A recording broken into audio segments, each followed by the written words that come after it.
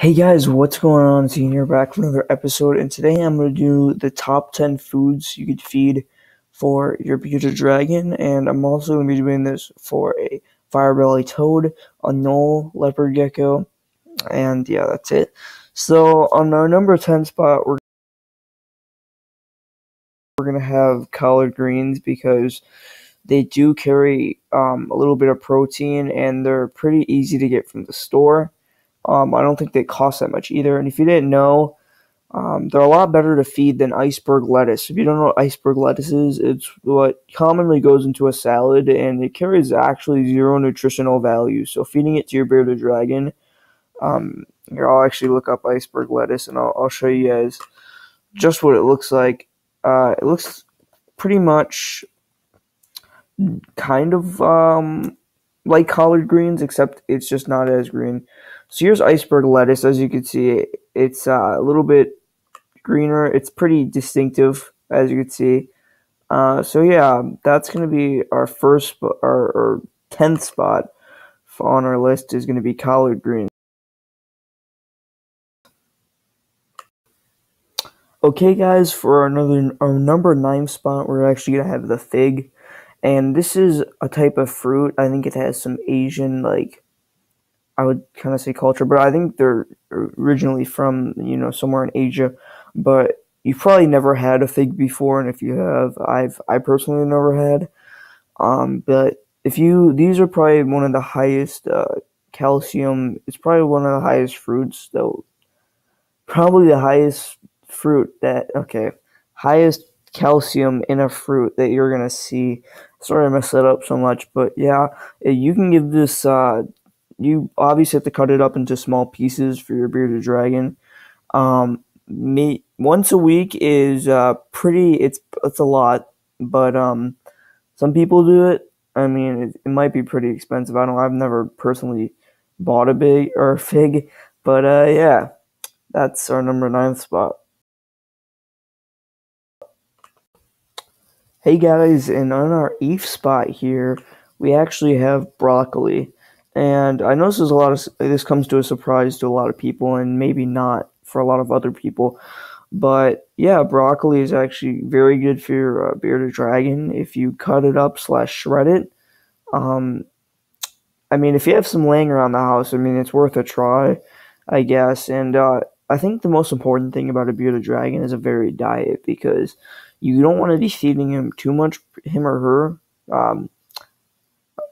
Uh, the gender of your bearded dragon. Oh my gosh, I'm failing so hard. But you don't want to feed your bearded dragon too much of something because it's going to lose its corrected purpose for the bearded dragon. So yeah, that's our number 8th spot, or number 7th spot. Sorry, is going to be broccoli.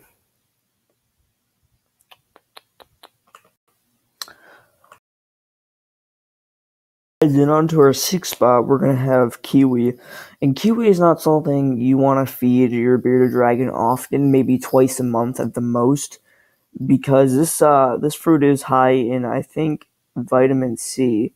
I think that's what I read. But yeah, you don't want to feed it to your bearded dragon too often, but I mean, I guess it could substitute for other fruits like I know my friend said you could feed your bearded dragon grapes. I'm probably not going to include it on this list. I don't know why, but yeah. And by the way, if you're going to try to feed him grapes, cut off the skin. So yeah, that's our number 6 spot.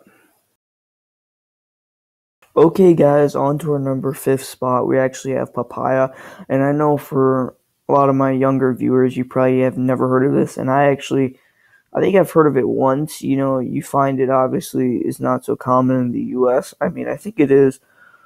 Um, it's you see it a lot more over the years, and actually, I have a cool fact for you guys. I actually just found out for bearded dragons over 12 months old should only have a diet that consists of 80% fruits and veggies, and 20% insects. I just figured that out, so I thought that was pretty cool. Obviously, that's just a suggestion. I mean, I feed I feed Rocky around probably around 50% insects and 50% vegetables. So I mean, it depends on really what you have. And in order to prepare this for your bearded dragon, what you really want to do. And this is papaya is actually really great because it has a great source of fiber. And obviously, you don't know what fiber is. It helps you poop. So yeah, to prepare papaya for your bearded dragon, actually, what you're going to need to do is a bearded dragon. You're going to have to actually remove the seeds and shred the fruit. But yeah, do not keep the skin on actually. But yeah, sorry that was so vague here. Let's move on to our number 4 spot.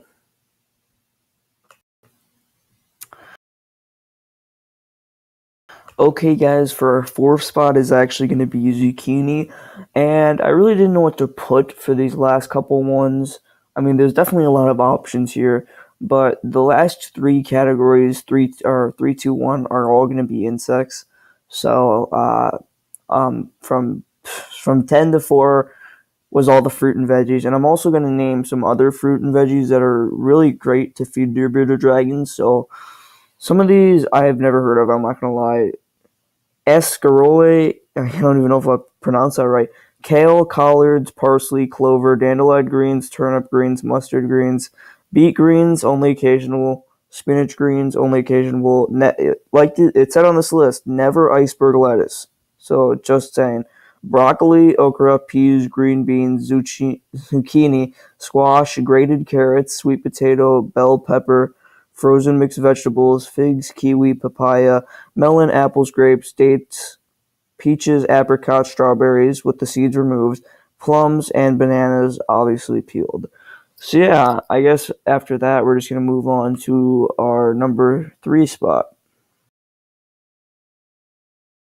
A mealworm consists of fat. So a mealworm's pretty, it's kind of like a waxworm, except a waxworm is really, really high in fat. So I only put mealworms on this list because of the accessibility, where you can get mealworms. Like, you can go to Petco and there's, you might not find dubia roaches, but you're probably always going to find mealworms. So just because of the accessibility, that's what made it on our 3rd spot on the list.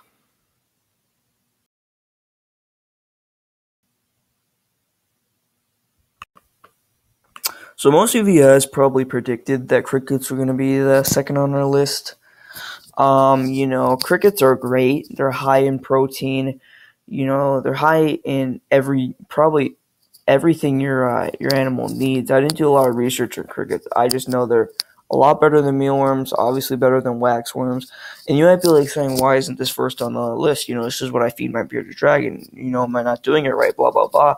But I'm going to show you in our number 1 spot, there's actually a really good reason it's there. So, yeah, let's get there.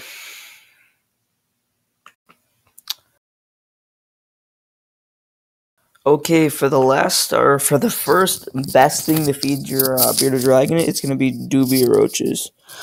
So yeah, I guess a lot of people probably said this could be contended with crickets, but actually dubia roaches consist 2 times the nutritional value of a cricket, which I thought was pretty cool. But the thing about a dubia roach is that most pet stores they don't have dubia roaches. I go to a pet store probably once every 2 weeks, maybe, which is actually a long time if you think about it. I've had my leopard gecko for around a year and a half now, so that means every 2 weeks.